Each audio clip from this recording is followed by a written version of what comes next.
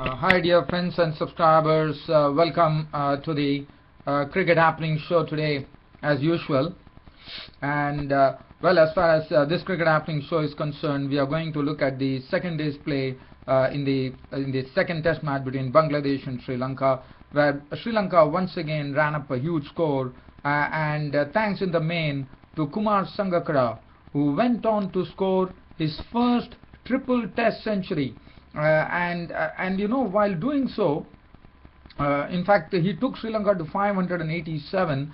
Not only that, in that 319 that Kumar Sangkarra scored, there were a lot of records broken. One is now Kumar Sangkarra stands second as far as list of double centuries are concerned.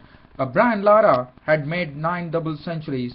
Now Kumar Sangkarra has equaled that record of 9 double test centuries, and now he's level with Brian Lara, and he's only one behind Sir Donald Bradman of Australia as far as double centuries are concerned. So if he could score more double centuries, he could surpass Sir Donald Bradman and become the highest number of he can hold the proud record of having scored the highest number of double centuries in Test cricket.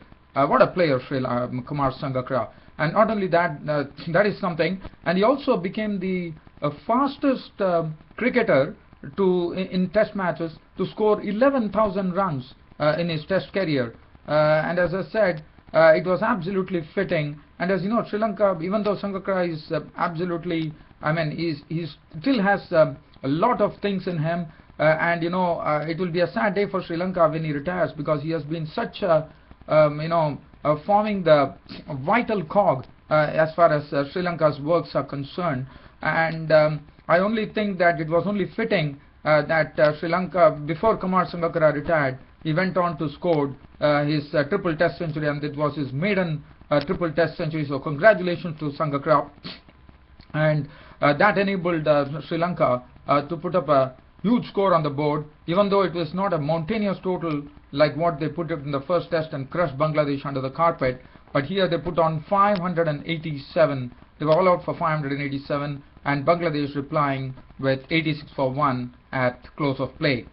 And also, we also are going to see the start of the test series now. As you know, New Zealand blanked India in the one-day series. Now it is going to be something different.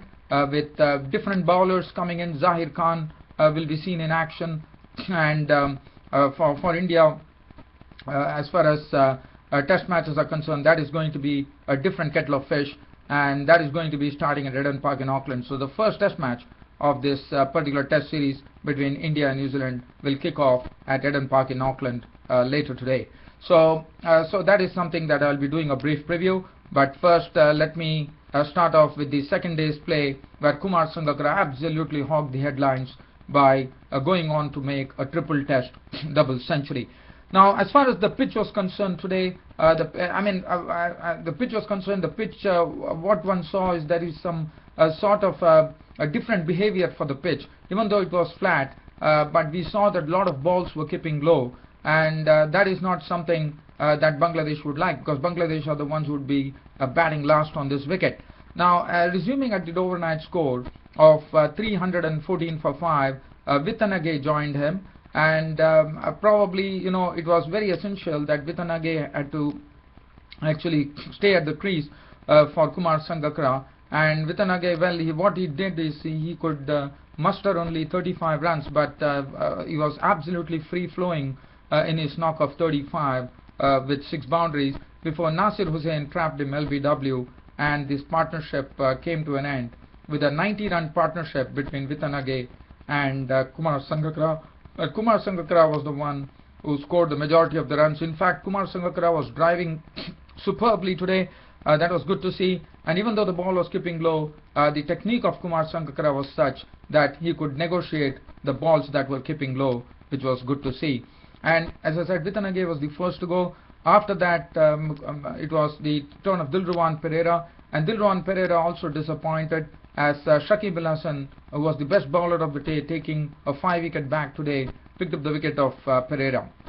And when Vitanage and Pereira were gone, one probably felt with the score on 405 for 7. In fact, it was Kumar Sangkarra was running out of partners, and probably Bangladesh would be able to probably bowl them out for 500, even though Kumar Sangkarra was there. But definitely one would say that Sri Lanka had a very long tail coming up. But Ajantha Mendes, who came in and showed a lot of fight. In fact, he gave admirable support to Kumar Sangkarra in such a manner that they put on a century partnership, even though Mendes was looking a bit shaky against the spin, but whenever as and when an opportunity presented itself, Ajantha Mendes was not shy of really going for the hit. He hit some boundaries over mid-wicket, and he also used the feet against the spin.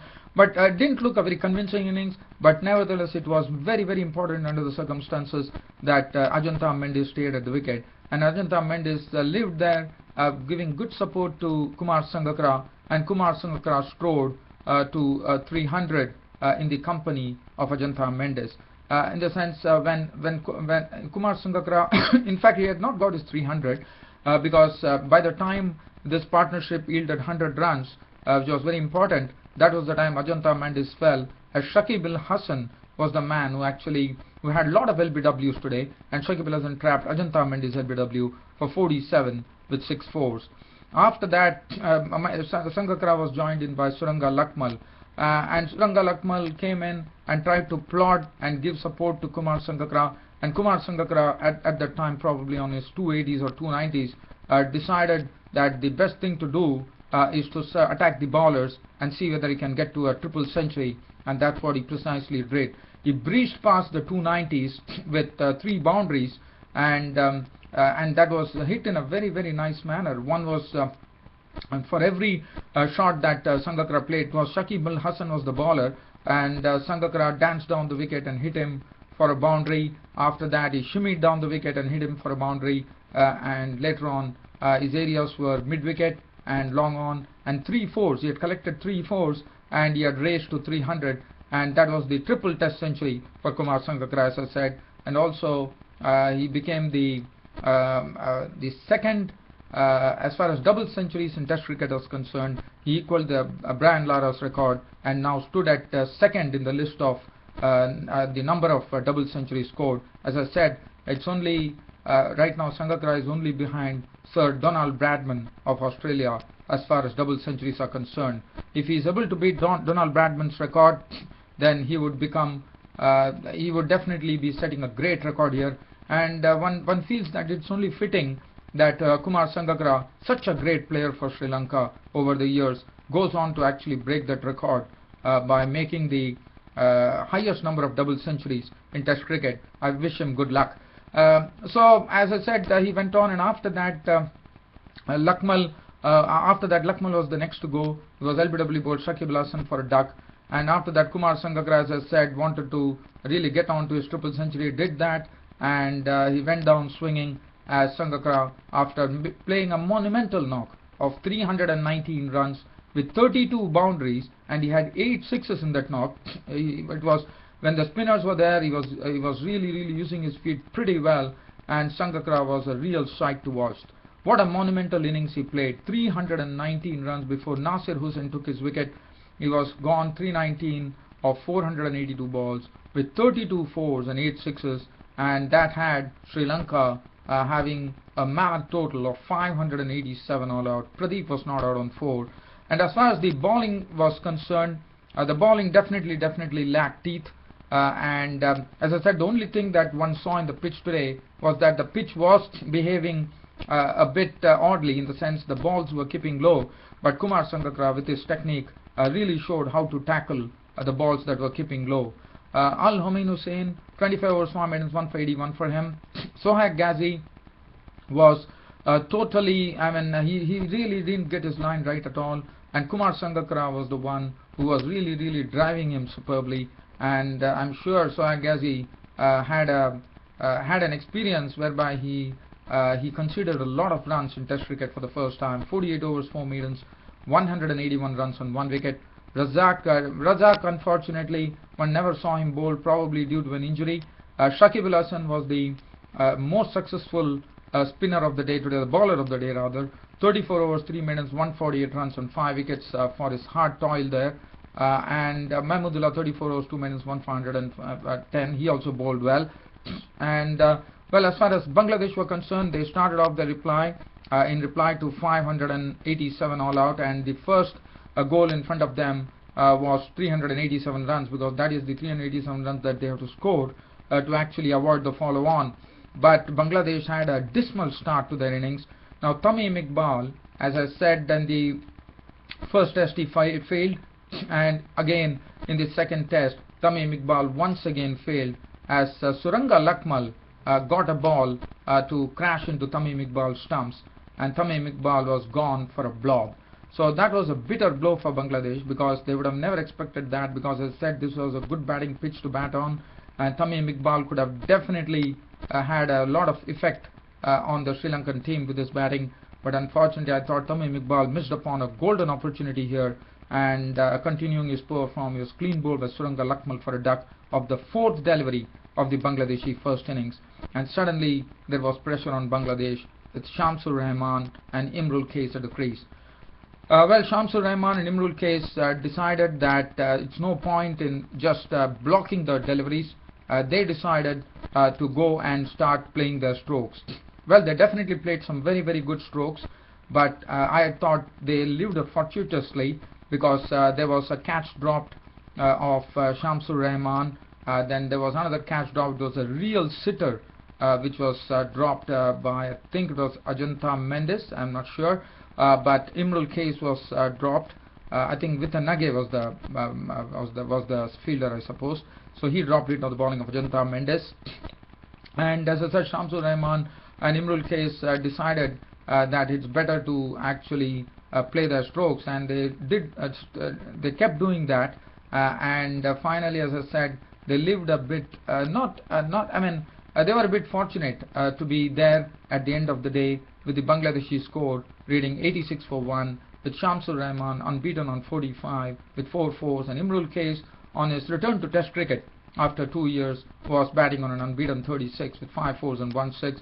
And Bangladesh have to really expect more from this pair tomorrow morning if they have to go on to avoid the follow-on. Even though they have some very good batsmen still in the hut, but it's very essential that Bangladesh really build upon this 86 for 1, which is, I would say, I wouldn't say it's a strong reply, but definitely after losing the wicket of Tamim Iqbal, I thought it was a good reply that Bangladesh did with 86 for 1. As far as I said, the ball is skipping low, so there are some problems. So we definitely see some odd behavior in the pitch today. Lakmal 5 overs, no maiden, 1 for 18, giving them the very, very early breakthrough. Nuwan Pradeep 7 overs, 2 maidens, none for 29. Ajanta Mendes bowled 4 overs, 1 maiden, none for 13. Dilruwan Pereira 7 overs, 2 maidens, none for 22. And Angelo Matthews bowled 2 overs for 4 runs. As I said, tomorrow Bangladesh, their first goal is 387 runs to avoid the follow-on. So they have to keep doing that. Shamsur Rahman, Imrul Kais has to probably play till lunchtime, and then they still have some very big guys like Shakib Al Hasan, Mushfiqur Rahim, Mominul Haq, who played well in the last Test match, still there, and they still have some good batting to come. But it's very essential. But if Sri Lanka could nip up some wickets, then again Bangladesh could get into some severe pressure. So all in all, the third day's play looks to be an interesting day coming up tomorrow. Now let's leave from here and head to New Zealand. As I said, the one-day series is all over, and now the attention shifts to the Test matches. Tomorrow is the first Test match that is going to be starting between India and New Zealand. The first of the, I think it's a 3 Test match series. Yes, it's a second 2 Test match series, which is going to be starting tomorrow at Eden Park in Auckland.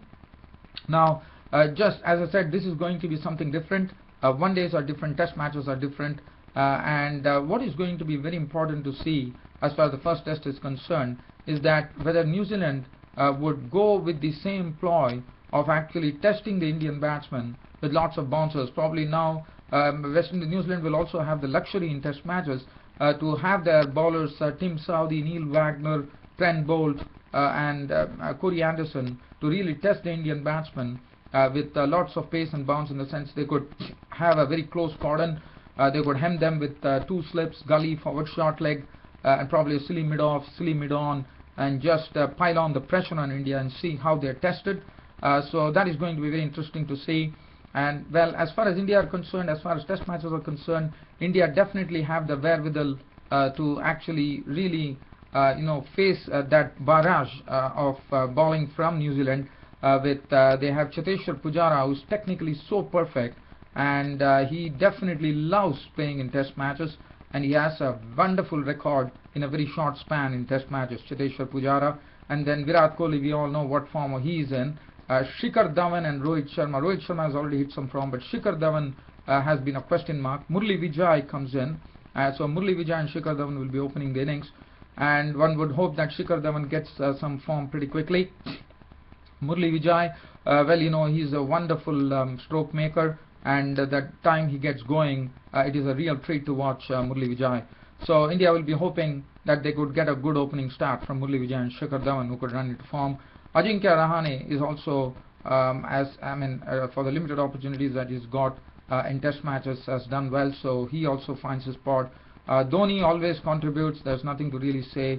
Ravindra Jadeja, but as far as the bowling is concerned for India, it will be in the hands of the prime bowler, and that will be Zahir Khan. Zahir Khan, as you know, has come back from injury. He went to South Africa, didn't do very well, I would say, but reasonably well. And so Zahir Khan will love to actually show something here on the New Zealand pitches. Mohammad Shami and Bhuvneshwar Kumar, I think it will be a different proposition for New Zealand, because they definitely, even though one day, as I said, is different, where you give a lot of runs, and Mohammad Shami and Bhuvneshwar Kumar would have a nice field, and if they could actually swing the ball, and both the bowlers actually swing the ball both ways, and if they could do that, coupled with Zahir Khan bowling well, we could really see some quick wickets being taken. And also Ishan Sharma with his bounce would be proving quite a handful, but probably they might have to really decide whether they go with a 4-prong pace attack or a 3-prong, whether they are going to have Zahir Khan, Mohammad Shami, and probably they'll have to choose between Bhuvneshwar Kumar and Ishan Sharma. Now that is going to be pretty interesting. Now as far as New Zealand are concerned, now for New Zealand, Martin Guptill and Jesse Ryder were the ones who were actually opening the innings, but no longer is the case. Now New Zealand have 2 specialist test openers in the name of Peter Fulton. Hamish Rutherford did well against England. Hamish Rutherford is a nice stroke maker. If he gets, he really likes to play his strokes first up, and Peter Fulton is the one who really likes to block the ball, would like to occupy the crease along with Hamish Rutherford. So they form a good combination for New Zealand.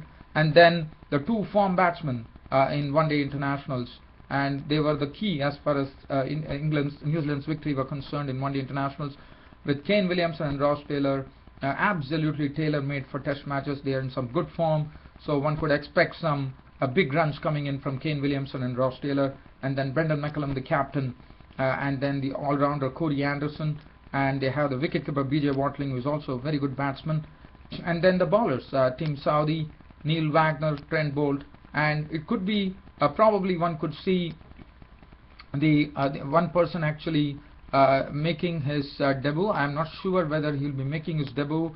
I thought Ish Sodhi definitely played in test matches. His name is Ish Sodhi, and he was born in India, but one is that it would be sort of a different feeling for Ish Sodhi. He was born in India, but actually representing New Zealand. He is a leg spinner, and he definitely proved himself as far as the West Indies were concerned by bowling well and picking up wickets. His googly was the main stock ball for him. He picked up some wickets with that by fooling the West Indies batsmen.